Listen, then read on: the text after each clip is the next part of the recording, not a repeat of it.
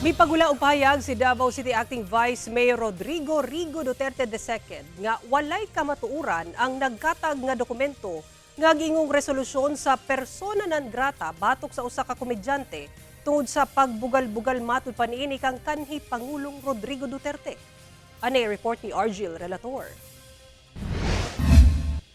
Mikatag sa social media ang usa ka dokumento nga nakalatid nga usa kini ka resolution sa Davao City Council. Apan kamatikdan nga dili kini kompleto sama sa walay resolution number ingon man wala say pirma sa mga konsehal. Nakalatid sa maong mikatag nga dokumento nga ideklara nga persona non grata sa Davao City ang usa ka artist comedian.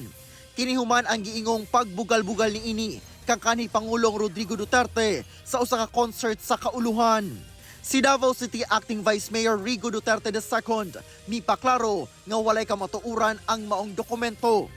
Sa pahayag, ang sangguniang panlungsod sa Davao aduna matud pay mas importanteng mga butang nga atimanon kaysa sa pagtagad sa walay basehan, attention-seeking antics gikan sa mga performer nga desperado nga mahimong mahinungdanon.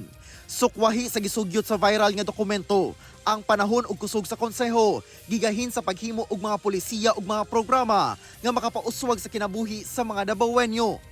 Dugang pa nga ang Davao City dili mabalda sa gitawag niya nga cheap nga mga insulto o dili maayo nga mga komedya nga gihimo alang sa clout.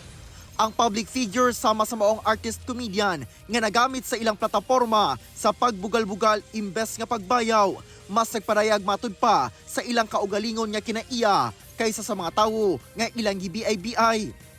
Dili ibaligya ang dignidad o garbo sa mga Davaoenyo o siguradong dili alang sa komedya. Ginapangayuan pa og pahayag ang maong artist comedian labot ni ini. Ako si Argil Relator. 1. Mindanao.